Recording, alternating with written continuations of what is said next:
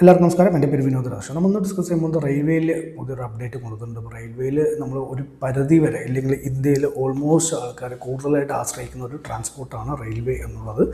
ഇന്ത്യയിൽ ഓൾമോസ്റ്റ് എല്ലാ സ്ഥലങ്ങൾക്കും railway connection ഉണ്ടെന്നുള്ളത് അതിൻ്റെ ഒരു അഡ്വാൻറ്റേജാണ്. അത്രയും ആൾക്കാർ റെയിൽവേ നമ്മൾ ട്രാൻസ്പോർട്ടായിട്ട് യൂസ് ചെയ്തുകൊണ്ടിരിക്കുന്നുണ്ട്. അതുകൊണ്ട് തന്നെ അവിടെ പല അപ്ഡേറ്റുകളും പല കോച്ചുള്ള വണ്ടികൾ, ഇപ്പോൾ വന്ദേ ഭാരത് വന്നിട്ടുണ്ട്, സ്പീഡ് വണ്ടികൾ വന്നിട്ടുണ്ട്, കോച്ചുകളുടെ ഡിഫറൻസസ് വന്നിട്ടുണ്ട്, അതിനുള്ള പല അഡ്വാൻസ് കാര്യങ്ങളും കൊണ്ടുവരും. പക്ഷേ എപ്പോഴും ഒരു ഇഷ്യൂ എന്ന് പറയുന്നത് ടിക്കറ്റ് എന്നൊരു കോൺസെപ്റ്റ് കൊണ്ടുവരാറുണ്ട്. ടിക്കറ്റിൽ പല പ്രശ്നങ്ങളുള്ളത് എന്താ വെച്ചാൽ നമ്മളിപ്പോൾ ടിക്കറ്റ് ബുക്ക് ചെയ്തു എന്ന് വെച്ചാൽ നമുക്ക് ആ ദിവസം ട്രാവൽ ചെയ്യാൻ പറ്റില്ല. ഇല്ലെങ്കിൽ നമ്മളിപ്പോൾ ഒരു 50 ദിവസം കഴിഞ്ഞിട്ടൊരു ടിക്കറ്റ് നമ്മൾ പ്ലാൻ ചെയ്തിരിക്കും. പക്ഷെ നമുക്ക് പെട്ടെന്ന് ഇത് ഒന്നില്ലെങ്കിൽ പ്രീപോണ്ടോ പോസ്റ്റ്പോണ്ടോ ആക്കണമെന്നുണ്ടെങ്കിൽ നമുക്ക് ആ ടിക്കറ്റ് ക്യാൻസൽ ചെയ്തിട്ട് പുതിയ ടിക്കറ്റ് എടുക്കൽ മാത്രമേ ഒരു ഓപ്ഷൻ ഉണ്ടായിരുന്നുള്ളൂ. ഇപ്പോൾ അതിനൊരു പുതിയൊരു മാറ്റം കൊണ്ടുവരുന്നത് വെച്ച് പറഞ്ഞാൽ നിങ്ങൾക്ക് ടിക്കറ്റിൻ്റെ ഡേറ്റ്സ് നിങ്ങൾക്ക് മാറ്റാൻ പറ്റുമെന്നുള്ള സത്യം. പക്ഷേ അതിലൊരു കണ്ടീഷൻ പറയുന്നുണ്ട്, നിങ്ങൾ ഓൺലൈനിലൂടെ ആപ്പിലൂടെയൊക്കെയാണ് ബുക്ക് ചെയ്യണമെന്നുണ്ടെങ്കിൽ അത് ഇപ്പോൾ നിങ്ങൾക്ക് ഡേറ്റ് ചേഞ്ച് ചെയ്യാനുള്ളൊരു പോസിബിലിറ്റീസ് ഇല്ല, അതായി വരുന്നതേ ഉള്ളൂ.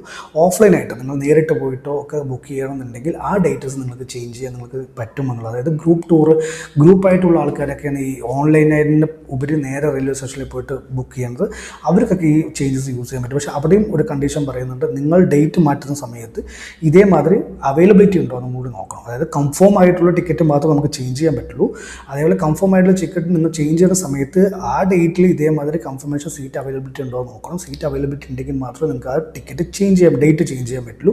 അതിനൊപ്പം തന്നെ ചിലപ്പോൾ ചില ഡേറ്റുകളിൽ ചില ടിക്കറ്റുകൾക്ക് ചിലപ്പോൾ ടാരിഫുകൾ വ്യത്യാസങ്ങളുണ്ടാവും. ആ സമയത്ത് ആ എമൗണ്ട് എത്രയാണോ എക്സ്ട്രാ വരുന്നത് ആ എമൗണ്ട് നമ്മൾ കൊടുക്കേണ്ടതായിട്ട് വരും. കുറവാണെങ്കിൽ നമുക്ക് അത് റീഫണ്ട് ആവുന്ന ഒരു കോൺസെപ്റ്റും കൂടി വരുന്നുണ്ട്. ഇപ്പോൾ റെയിൽവേയിൽ അത് പുതിയൊരു ഇനീഷ്യേറ്റീവ് ആണ്.